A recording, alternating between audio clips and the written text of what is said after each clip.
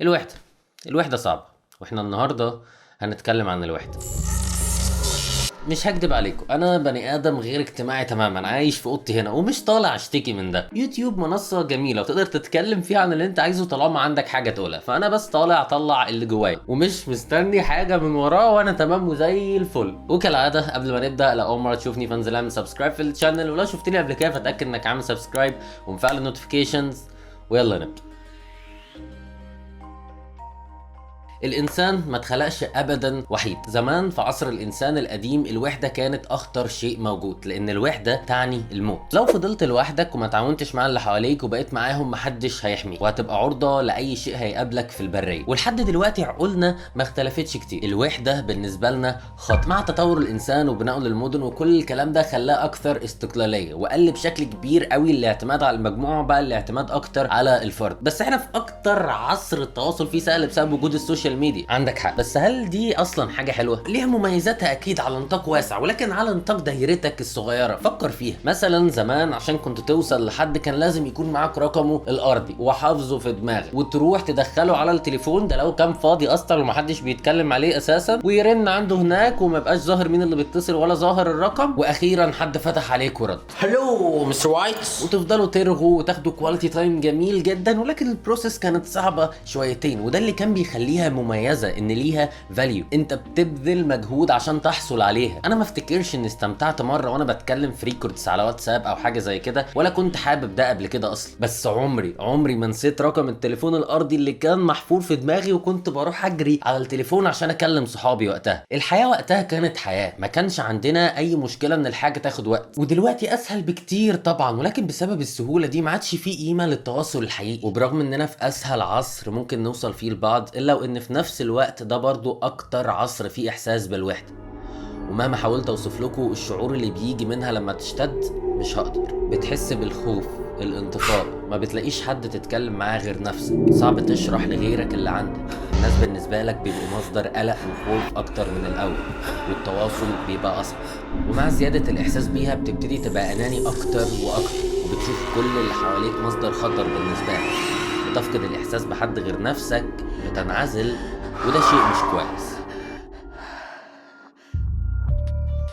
من النقاشات اللي بجدها سخيفة جدا جدا على السوشيال ميديا هي فكرة ايه؟ اتبسط لوحدك، اخرج لوحدك، ابسط نفسك بنفسك، افتخر بانجازاتك مع نفسك، انت مش محتاج لحد. بس بصراحة الموضوع ده غبي جدا وبينافي تماما طبيعتنا البيولوجية. الانسان بيحتاج حد يتكلم معاه، حد لما يعمل حاجة يروح يحكي له ويتكلم معاه، لما يعوز يخرج ينزل ويخرج معاه، حد فاهمه ومش محتاج يقعد يبرر له افعاله وما يلوموش على كل صغيرة وكبيرة. ومعنى حد موجود هو حد حقيقي موجود، مش على الانترنت، لان الانترنت بياخد كل معاني الحياة والعالم الحقيقي وبيلفها كده وبيرميها في الزبالة. انا بجد السوشيال ميديا هي اسوأ شيء موجود في حياتنا دلوقتي. بكره فكرة ان كل حاجة بقت سريعة، محدش عايز يسمع حد، محدش عايز يتكلم مع حد، محدش عايز ياخد اي كواليتي تايم ويدي فعلا الحاجة حقها.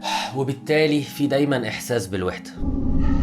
كل حاجة عايزينها تخلص بسرعة، كل حاجة ما بنحبش اننا نتعمق فيها، بنتعرض للحاجة بناخدها ونسلم بيها ونمشي وخلاص. وده اتكلمنا عنه في فيديو الاختراع اللي كان هيغير العالم، ممكن تروح تشوف. يعني انت ممكن تكون بتتفرج على الفيديو ده دلوقتي وانت ضربه في اكس 2، وده شيء بحس ان هو مدمر للمخ. ليه اهدى وخد المتعة من الموضوع، خد الفايب بتاعته، خد الحاجة اللي بيعمل الشيء اللي انت بتتفرج عليه ده دلوقتي عايز يوصلها لك، سواء كان بقى كونتنت كريتور او سواء كان مدرس بيشرح حاجة. خد الحاجة زي ما هي، خليها توصل لك بالشكل الطبيعي اللي المفروض توصل لك بيه. طبعا ده غير وقت الامتحانات اللي بتبقى فيه عايز تخلص الحاجه بسرعه، بتكلم في الطبيعي تمام. تيجي تبعت لحد ريكورد دقيقتين يقول لك يا دقيقتين ويعمل لك كده، فاهم؟ تتكلم مع حد على النت تردوا على بعض كل 33 دقيقه، وده كله ما بيحصلش في الحقيقه. في الحقيقه انت ما بتستناش عشان يترد عليك، ما بتاخدش الرد بعد ما يكون اتفلتر وتم اختيارها هيتبعت لك ايه، والرد اساسا اتغير 3 مرات قبل ما يتبعت لك. بتشوف ردود الفعل الحقيقيه واللي بتحصل وقتها لايف، مش ازيك يا عم ما جيتش امبارح ليه معانا، ده احنا رحنا جوثام سيتي، خدنا الجوكر من هناك وديناه حلوان واكلناه محشي وبتاع، انت كنت فين؟ ازيك يا عم ما جيتش امبارح ليه معانا، ده احنا رحنا جوثام سيتي، خدنا الجوكر من هناك وديناه حلوان. يا عم كان نفسي ابقى معاك والله، بس انت فاهم راحت عليا نومه وبتاع ويعني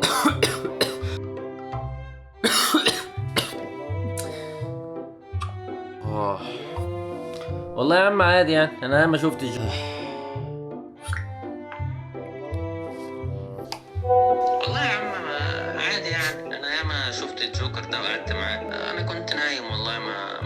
شيء. طب يا عم مرة تانية بقى نبقى نشوف.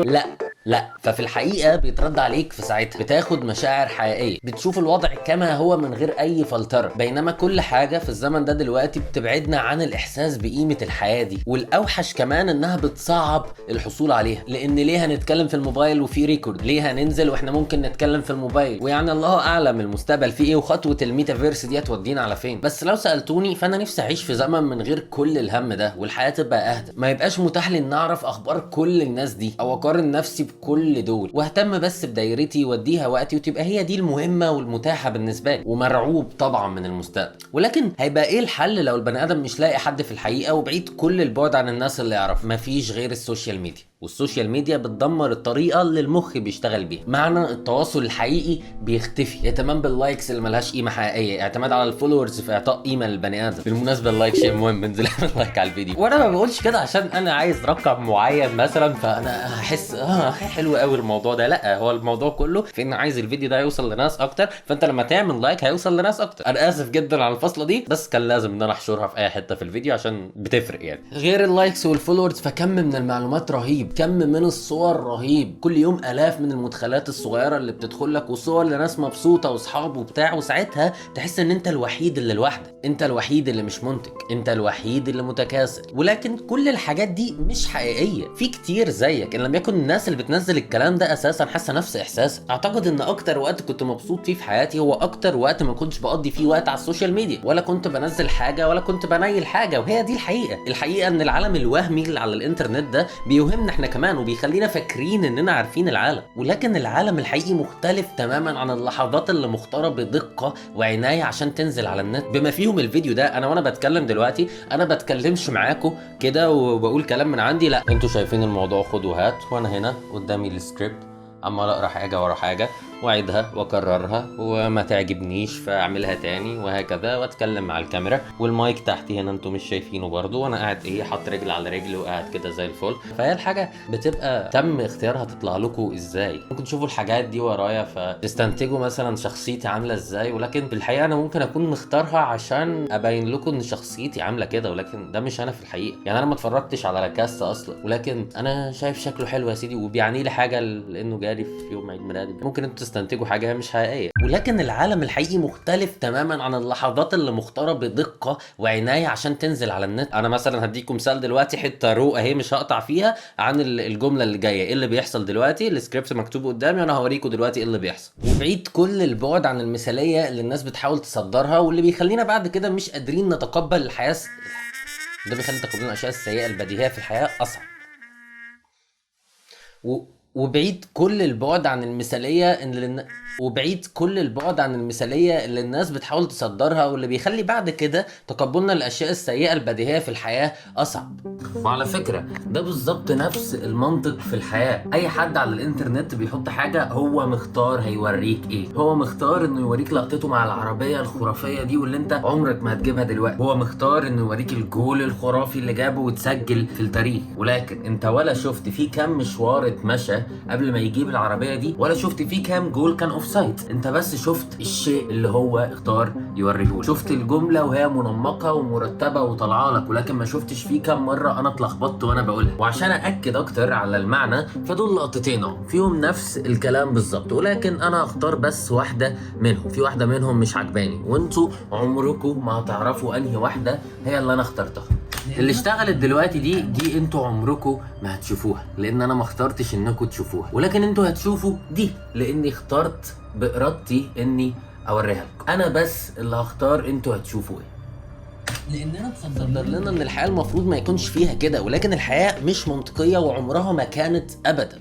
بلب فيكشن. وانا برضو ما بقولش ان الانترنت اختراع سيء. الانترنت هو واحد من اعظم الاختراعات اللي اتعملت ان لم يكن اعظمهم، ولكن برضو هو واحد من اسوأ الاختراعات اللي اتعملت ان لم يكن اسوأهم. الوحدة صعبة جدا. تخلص يومك ومجهد جدا وما تلاقيش حد تقول له الكلام ده. اسبوعك خلص وعايز تطلع تفك عن نفسك وما تلاقيش حد يخرج معاك. عايز تروح تصور في حتة، تتفرج على فيلم او تاكل في مطعم وما تلاقيش حد يشاركك الكلام ده. ما بتعرفش تنسى الماضي وبتتحبس فيه لان اصلا مفيش جديد. انت واوضتك وموبايلك وخلاص. بس مفيش حل غير كده، الهرب وادمان الشيء ده. ولا يا ترى هتحب تقعد مع افكارك الجميله اللي بسمسم؟ في الحقيقه انا بحب الوحده في كتير من الاوقات لانها بتخليني اكتشف نفسي اكتر، ولكن برضو في كتير من الاوقات بتخليني ابقى مش انا، احاول ادخل في دوائر مش شبهي لمجرد اني ما احسش بيها، اقبل وجود ناس مؤذيه في حياتي. وفي كل مره بتعامل مع اي حد جديد بحس ان انا منبوذ، وبقيت واخد وضعيه دفاع كده ومش عايز حد جديد لاني اتعودت ان ما يبقاش في ناس حقيقيه. ومره تانية انا تمام، انا مش محتاج لحاجه، انا زي الفل. الموضوع كله اني بس بتكلم مع الكاميرا وما عنديش اي مشكله مع الوضع ده. ويمكن برضه هو مش موضوع ان مفيش ناس وبتاع، ولكن الناس المناسبه في هذا الزمن هم اقل بصراحه. يعني اللي اعرفه ان مش كل الناس بقت بتحترم بعضها دلوقتي، ولا بتحترم اختلافها، ولا كل الناس واضحه وعارفه تلاقي نفسها في زمن اتصبغنا فيه بصبغه غير، وبقينا بنعمل الحاجات اللي تخلينا ظاهرين وروشين، مش الحاجات اللي بتخلينا نفسنا واللي بتخلينا جديرين بالاحترام واللي بتخلينا بني ادمين. ممكن تعمل هنا كات بقى مثلا بلاك وبعدين ترجع ليه، او تعيدها تاني وتثبت شويه وبالمناسبه في فرق كبير قوي بين انك تكون لوحدك او انك تكون وحيد. انك وحيد ده ما يعنيش انك لوحدك، وانك لوحدك ده ما يعنيش انك وحيد. في كتير من الاوقات احنا بنختار بنفسنا اننا نقعد مع نفسنا، نلعب، نتفرج على حاجه، نفكر، نشتغل، ولكن المشكله بتيجي لما احنا اللي ما نكونش مختارين ده. وفي نفس الوقت مش معنى ان في ناس حواليك انك مش وحيد، سواء كنت لوحدك او مش لوحدك، طالما حاسس انك وحيد اذا انت وحيد. وانا عارف كويس حد ممكن اساله عن اللي الوحده بتعمله. تعالوا معايا. استاذ كامل، ممكن تقول لي الوحده بتعمل ايه في البني ادم؟ الوحده، انا عشت حياتي كلها في الوحده. استاذ كامل ركز لو سمحت. الوحده بتعمل ايه في البني ادم؟ اثر الوحده الجسماني زيه زي اثر شرب علبه سجاير في اليوم الواحد. هو عادي ادخن؟ عادي. ممنوع التدخين يا استاذ. بتخليك تكبر بشكل اسرع، مناعتك بتقل، وكمان هي اخطر من السمنه. يعني الراجل اللي كل حياته برجر واكل من بره والكلام الفارغ بتاعك ده صحيا هو احسن من البني ادم الوحيد. ايوه يعني هتاكلوني ولا ايه؟ طب هو الموضوع اخره فين؟ الموضوع لو تطور البني ادم بيبتدي يشوف الناس اللي حواليه مصدر قلق بالنسبه له، بيبتدي يبص على العلاقات الاجتماعيه التانية البعيده عن دايرته ويحكم عليها، سواء بالفشل او بالنجاح، او انه بيحكم على اخرتها عموما وعلى الطريقه اللي هتمشي بيها. وكمان بيخاف جدا من نوايا الناس. يا جماعه ممكن افهم ايه الهبل اللي انتوا بتعملوه ده بقى؟ استاذ كامل، حتى ما عرفتش اشرب سيجارتين. بالنسبه لي يوتيوب هو الملجأ الوحيد الآمن اللي بقدر اتكلم فيه عن اللي انا عايزه، واللي ما بحسش فيه اني لوحدي. وده سبب من ضمن اسباب كتير من الحاجات اللي بتخليني افضل حابب يوتيوب، واللي هنتكلم عن اسباب حبي ليه ده في المستقبل. ولو سألتوني انا بعمل فيديوهات على اليوتيوب ليه، فاليوتيوب هو المكان اللي بتعالج فيه نفسيا واللي بلاقي نفسي فيه. الوحدة قد تكون صعبة في كتير من الأوقات، ولكني اتعودت عليها لدرجة فعلا تخليني كاره نفسي لو قاعد وسط جروب أو مع ناس غريبة أو ناس بره دايرة اهتماماتي. خلتني أناني شويتين، ولكن الكويس في الموضوع إني واعي بده ومش مبسوط بيه، وبالتالي أكيد هيتغير. والإحساس ده بيروح ويجي، مش موجود على طول، ولكنه لما جه آخر مرة خلاني أكتب الكلام ده وحبيت أشاركه. في النهاية أتمنى لو أنت كمان بتعاني من الوحدة أو بتمتلك بعضا من المشاعر اللي حاولت أعبر عنها في الفيديو ده، فكون حسستك انك مش لوحدك. وعرفوني ايه رايكم عن موضوع السوشيال ميديا تحت في الكومنتس. ودايما تخليكوا حاطين في دماغكم ان انا اللي بختار اوريكوا ايه. ده السكريبت ده، دي شكل الحاجات ورا الكاميرا مثبتها على السرير بالعافيه وهتقع دلوقتي، وانا اللي قاعد قاعده معينه عشان ابين حاجات ورايا معينه انا عايزكم تشوفوها. خليكوا فاكرين ان انا دايما اللي بختار. شكرا مره تانية على وصولك لنهايه الفيديو، وبس كده. لو الفيديو عجبك انزل اعمل لايك، ولو حابب تدعمني ممكن تعمل شير للفيديو.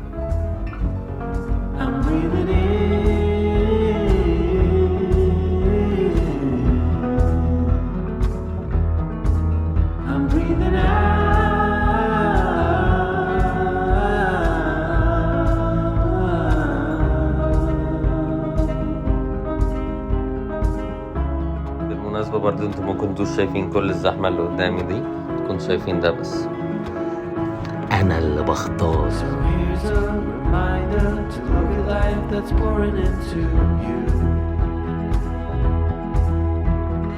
So my friend, let me tell you once again, and you know that it's true. Forget about seeing it or hearing it, in the end you must feel. Forget about all you know.